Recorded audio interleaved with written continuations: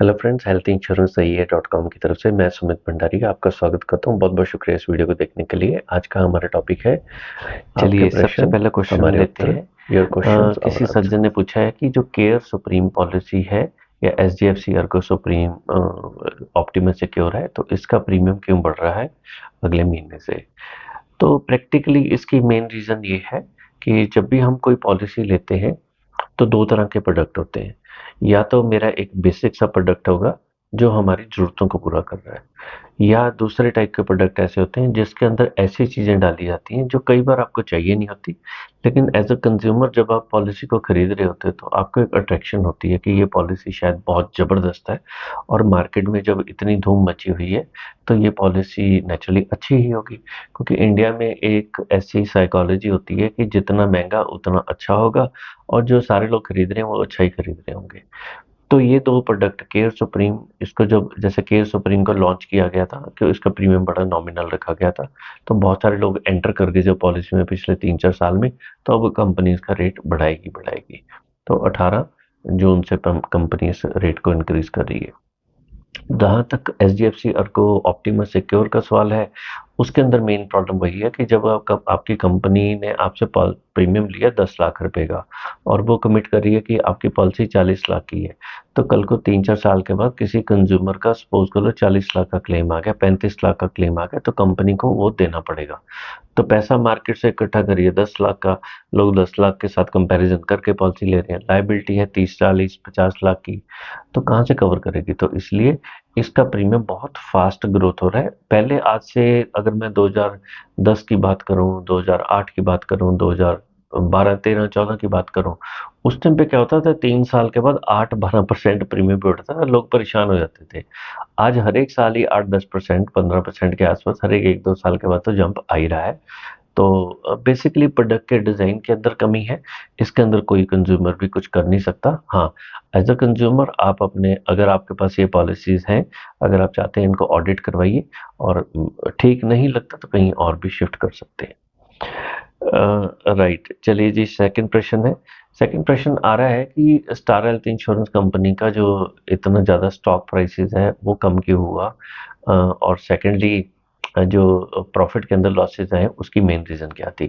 देखिए, किसी भी इंश्योरेंस कंपनी के अंदर बहुत, या किसी भी बिजनेस के अंदर जो सबसे इम्पोर्टेंट चीज़ होती है वो होती है कि भी जब आप कोई कंपनी रेगुलर बेसिस के ऊपर 2, 4, 5, 10 साल काम कर रही है या 20 साल काम कर रही है, तो उनको ना एक पैटर्न क्लियर होता है कि इतना पैसा डाला और इतना मेरा इसमें से खर्चा होगा, यानी इनपुट और आउटपुट की रेशियो कंपनी को आइडिया होता ही है। और इंश्योरेंस कंपनी के अंदर बहुत सारे ऐसे मतलब पैसे देखे कुछ एम्प्लॉयज को रखा जाता है जिनको बोलते हैं एक्चुअरीज। तो एक्चुअरीज वर्ल्ड का हाईएस्ट पेड प्रोफेशन है। इसके अंदर लोग एंटिसिपेट करते हैं कि भाई इस टाइप का प्रीमियम रखो, और ये लोग कैलकुलेशन करते हैं, यानी आप लगाओ कि 20 सीए और 40 एमबीए को मिलकर जितनी नॉलेज है वो एक एक्चुअरी को होती है। बहुत जबरदस्त पढ़ाई होती है, 20 साल की तो उसकी पढ़ाई चलती है प्रोफेशनली। तो ये बंदा को मालूम होता है कि आने वाले टाइम में इस कंपनी का बिजनेस कैसे ग्रो होगा। अब जब एक बिजनेस को काम करने का, रन करने का एक तरीका होता है, उसको जो बेसिक्स हैं उसको अगर आप छोड़ दोगे तो फिर नेचुरली आपको आने वाले टाइम में प्रॉब्लम आएगी आएगी। तो स्टार हेल्थ के केस में वही हुआ है। जो कंपनी के बेसिक्स क्या होते हैं, जब कोई सज्जन की हम पॉलिसी कर रहे हैं, सपोज कर लो मैं इंश्योरेंस कंपनी हूँ, मैंने किसी पर्सन की पॉलिसी की, जब मैंने उसकी पॉलिसी की तो मेरा एक हक बनता है, मेरी एक ड्यूटी बनती है कि भी मैं उसको अंडरराइट करूं, ऑडिट करूं, उसका हेल्थ चेकअप कराऊं अगर उसकी उम्र 45-50 साल से ऊपर है। स्टार हेल्थ ने सबसे बड़ा, इंडिया में पहली कंपनी थी आज से 7-8 साल पहले जिसने 50+ एज के लिए 60 साल, 70 साल, 80 साल तक हेल्थ चेकअप को वेव ऑफ कर दिया था। तो उससे क्या हुआ, जो मार्केट के अंदर से जब आप कंपनी अपने बेसिक से ही नहीं काम करेगी, जैसे लड़का लड़की की शादी कर रहे हैं, तो अगर परिवार आपस में एक दूसरे को मिलेंगे नहीं, देखेंगे नहीं, तो शादी फिर तो भगवान ही मानेगा। ठीक है ना। आपने किसी पर्सन से, आपको लगा बड़ी अच्छी एड आ रही है, एडवर्टीजमेंट है, तो उसके बेस पे आपने किसी को पैसे दे दिए, पता लगा बाद में वो चीज वो गलत निकली, और चीज एग्जिस्ट नहीं करती थी। वही हेल्थ इंश्योरेंस का बेसिक्स है। अगर आपकी उम्र 50 साल से ऊपर है तो 100% कंपलसरी मेडिकल चेकअप तो होना ही चाहिए। आइडियली ये 45 की एज से ऊपर जो भी सज्जन पॉलिसी कर रहा है तो इंश्योरेंस कंपनी को उसका हेल्थ चेकअप करवाना चाहिए। तो जब इंश्योरेंस कंपनी हेल्थ चेकअप करवाएगी नहीं तो होगा क्या, वही जो हमारे सामने है, कंपनी लॉसेस में जाएगी। बहुत सिंपल सी चीज़ है। इस काम को इतना कॉम्प्लिकेट इसलिए किया हुआ है, जब बिजनेस के अंदर बहुत सारे इन्वेस्टर आ जाते हैं तो उस बिजनेस को कॉम्प्लिकेट कर देते हैं। वो जब इन्वेस्टर बिजनेस को चलाएंगे तो वो तो अपना समय करके पूरा निकल जाएंगे, लेकिन इंश्योरेंस कंपनी का बट्टा बैठ जाएगा। ठीक है, तो प्रैक्टिकली यही चीज़ है हेल्थ इंश्योरेंस में।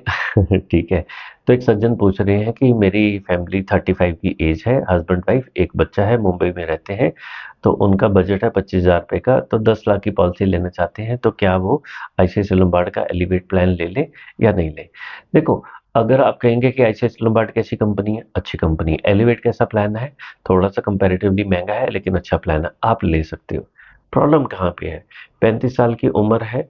अब इस फैमिली को हम जानते नहीं है कौन है, इनका हेल्थ इश्यूज क्या है, प्रैक्टिकली बहुत सारी चीज़ों के बारे में हमें जो इन्फॉर्मेशन चाहिए थी, मुझे इनके बारे में इस कमेंट से मैं इनकी कोई इन्फॉर्मेशन ले नहीं सकता। तो क्या होता है कि भी हमारा काम एक डॉक्टर की तरह है, जब तक हमारे पास सारी डिटेल नहीं आएंगी तब तक हम उनको उनकी ज़रूरत के हिसाब से रिकमेंडेशन नहीं दे पाएंगे। जैसे कि एग्जांपल लेता हूँ, हमारे पास पिछले 10 दिन के अंदर 2 एक ही एज ग्रुप के लोग, एक ही टाइप की फैमिली और एक ही शहर के लोगों ने हमें कॉन्टैक्ट किया। हालाँकि उन दोनों का आपस में कोई लेना-देना नहीं था। तो उन्होंने हमें कॉन्टैक्ट किया, तो एक सज्जन को हमने सजेस्ट की थी कि 25 लाख की पॉलिसी और दूसरे को 1.5 करोड़ की, क्योंकि दोनों की रिक्वायरमेंट अलग थी। दोनों की सिनेरियो अलग था, इनकम अलग थी, रिस्क अलग था। बहुत सारे फैक्टर्स होते हैं जिसको देख के, एक ही तरह के लोग थे, एक ही शहर के अंदर थे, तो एक पर्सन को हमने 25 लाख रिकमेंड किया और एक को 1.5 करोड़ का रिकमेंड किया। तो ये हमारी जो नीड होती है, हर एक इंसान की, हर एक परिवार की, हर एक फैमिली की ज़रूरत अलग-अलग होती है, इनकम अलग होती है, ज़िम्मेवारी अलग-अलग होती है। इसलिए उनको ये सजेस्ट करना पड़ा हमें। अब ये जो फैमिली है जो कह रहे हैं कि भी मैं 25,000 में 10 लाख की पॉलिसी लेना चाहते हो, अगर आप ले लोगे कोई इसमें दिक्कत नहीं है, बट उससे बेटर ऑप्शंस अवेलेबल है। आप कोशिश करिए, खुद प्रूव करिए और सबसे पहले अपनी ज़रूरत के ऊपर आइए। अगर आपकी ज़रूरत क्लियर है, तो आपके सारे के सारे क्वेश्चंस के आंसर अपने आप मिल जाएँगे। ठीक है? तो चलिए इस वीडियो को हम तो छोटा ही रखते हैं। अगर आप में से किसी भी सज्जन को, किसी भी पर्सन को ये वीडियो अच्छा लगा तो काइंडली इसको लाइक करिए, शेयर करिए, हमारे चैनल को सब्सक्राइब भी कर सकते हैं। हमारी वेबसाइट है healthinsurancesahiye.com। उसके ऊपर ब्लॉग सेक्शन में जाके हमारे डेली 1-2 दिन के अंदर आर्टिकल्स आते हैं, वहाँ पे आप अपना ज्ञान बढ़ा सकते हैं। फ्री के अंदर उस वेबसाइट पे जाइए, हिंदी और इंग्लिश और कुछ और लैंग्वेजेस के अंदर भी हम आर्टिकल डालते रहते हैं। आप वहाँ से अपनी नॉलेज बढ़ाइए। कोई सज्जन है जो हमसे कंसल्टेशन लेना चाहते हैं, तो आप हमारा जो नंबर दिया हुआ है वहाँ पे व्हाट्सएप करिए, या हमारी वेबसाइट है healthinsurancesahiye.com, वहाँ पे जाइए। फर्स्ट पेज के ऊपर ही हमारे बहुत सारे पैकेजेस हैं, आप उनको देख सकते हैं और हमारा ऑनलाइन पैकेज बाय कर सकते हैं। चलिए, इस वीडियो को देखने का आपने समय निकाला, बहुत बहुत शुक्रिया। जय जय श्री राधे श्याम।